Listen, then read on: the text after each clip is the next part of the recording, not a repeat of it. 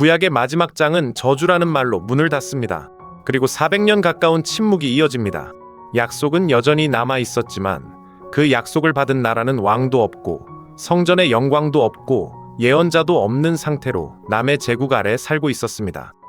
그 침묵이 깨질 때 첫 문장이 어떻게 시작될 거라고 기대하셨습니까? 하늘이 갈라지는 장면이나 나팔 소리, 최소한 예언자의 외침 정도는 되어야 할 것 같습니다. 그런데 마태는 이름을 나열하기 시작합니다.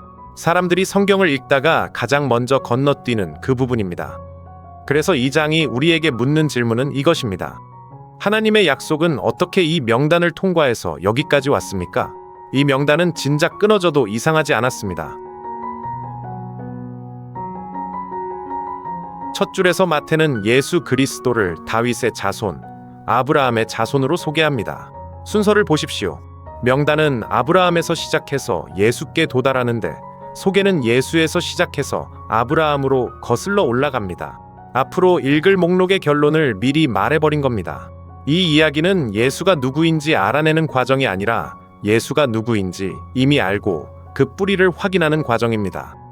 그리고 이 첫 문장에 쓰인 계보라는 말은 창세기가 세상의 시작을 기록할 때 쓴 말과 같은 계열의 표현입니다.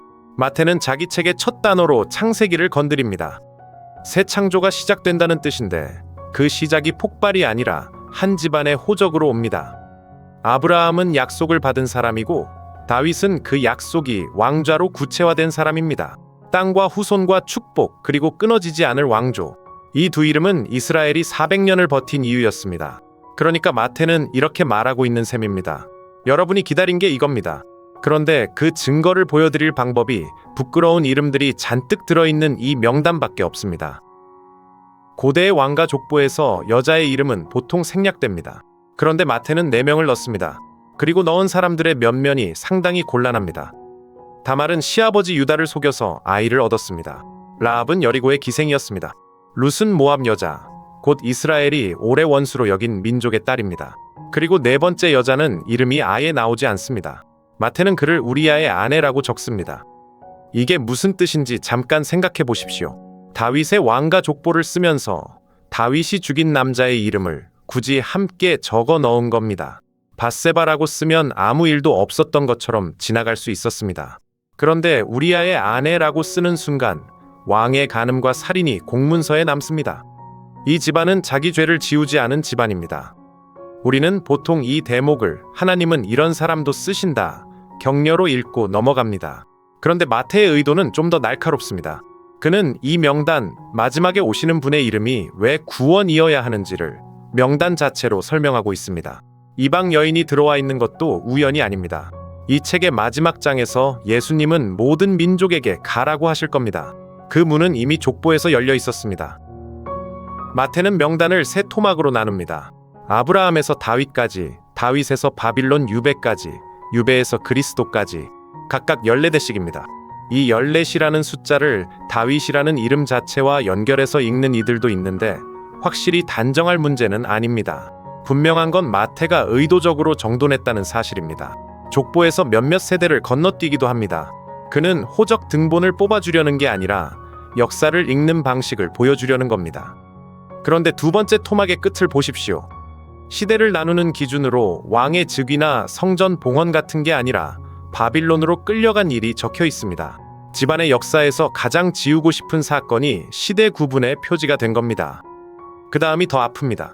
유배 이후 명단에 나오는 이름들은 대부분 우리가 성경 다른 곳에서 들어본 적 없는 이름입니다. 다윗의 후손이 계속 태어나기는 하는데 아무도 왕이 아닙니다. 스룹바벨은 돌아왔지만 왕좌에 앉지 못했습니다. 혈통은 이어지는데 왕관은 사라진 상태로 이름만 조용히 내려옵니다. 바로 이 지점이 이 장의 힘입니다. 겉으로 보면 약속은 끊어졌습니다. 왕도 없고 나라도 없습니다. 그런데 하나님은 그 무너진 자리에서 이름 하나씩을 이어가고 계셨던 겁니다. 역사가 실패로 보일 때에도 하나님의 약속은 무명의 아버지들 안에서 계속 걷고 있었습니다.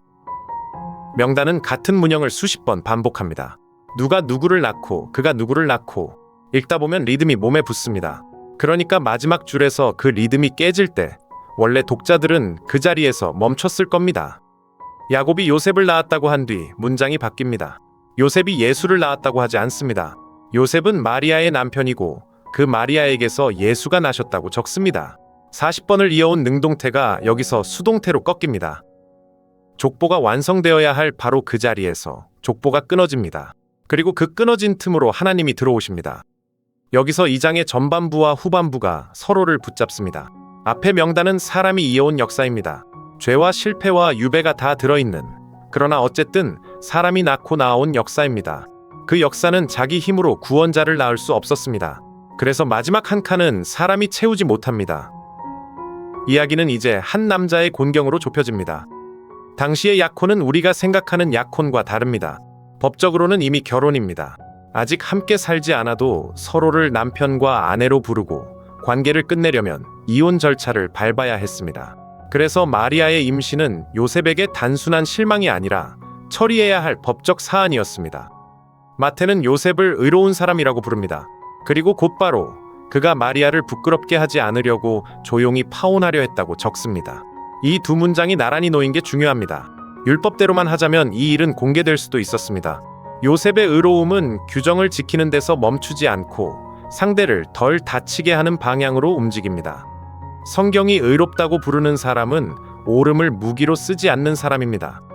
동시에 우리는 요셉이 무엇을 포기하려 했는지도 봐야 합니다. 그는 마리아를 믿을 수가 없었습니다. 믿을 근거가 하나도 없었으니까요. 하나님이 일하시는 방식은 이때 요셉에게 배신처럼 보였습니다. 하나님의 가장 큰 일이 시작되는 자리에서 가장 가까운 사람은 무너지고 있었습니다.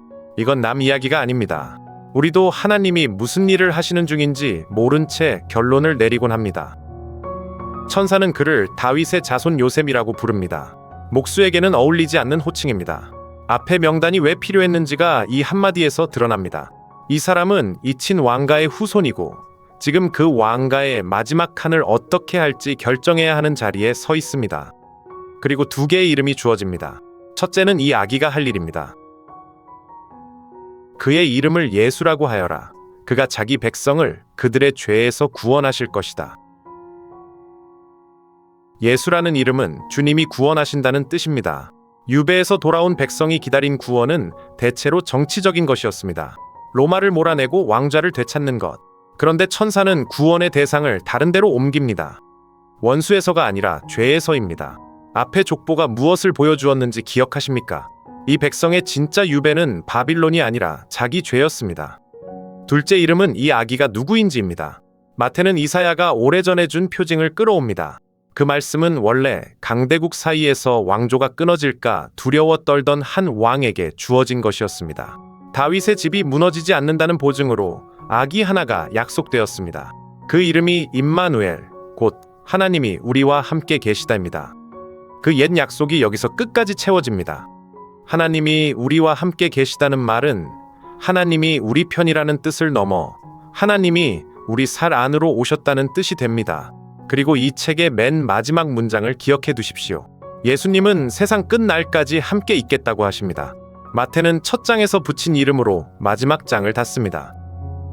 마지막 장면은 짧습니다. 요셉은 잠에서 깨어 들은 대로 했습니다. 마리아를 아내로 맞아들이고 아들을 낳기까지 그를 가까이 하지 않았고 아기의 이름을 예수라고 지었습니다. 이 마지막 동작이 그냥 지나가는 서술이 아닙니다. 그 시대의 아버지가 아이의 이름을 부르는 것은 그 아이를 자기 아들로 받아들이는 공적인 행위였습니다. 요셉은 자기가 낳지 않은 아이를 자기 집안의 이름 아래 세웁니다. 그 순간 끊어졌던 족보의 마지막 칸이 이어집니다. 이 아기는 혈통으로 다윗의 자손이 된 게 아니라 받아들여짐으로 다윗의 자손이 되셨습니다. 그러니 이 장의 처음과 끝을 함께 보십시오. 하나님의 아들은 입양되어 인간의 족보에 들어오셨습니다. 다말과 라합과 우리아의 아내가 적힌 그 명단에, 유배가 시대 구분으로 적힌 그 명단에 자기 이름을 얹으셨습니다. 벗어날 수 있었는데 들어오셨습니다. 그리고 그 명단에 들어오신 이유가 그분의 이름이었습니다. 자기 백성을 그들의 죄에서 구원하시려고. 이 족보가 부끄러운 만큼 이 이름은 정확했습니다. 그분은 이 집안의 죄를 물려받으신 게 아니라 짊어지려고 이 집안에 오셨습니다. 요셉이 아기를 안고 그 이름을 처음 소리내어 부른 날, 그 이름이 어디까지 갈 것인지는 아직 아무도 몰랐습니다. 그러나 이름은 이미 정해져 있었고 그분은 그 이름대로 끝까지 하셨습니다.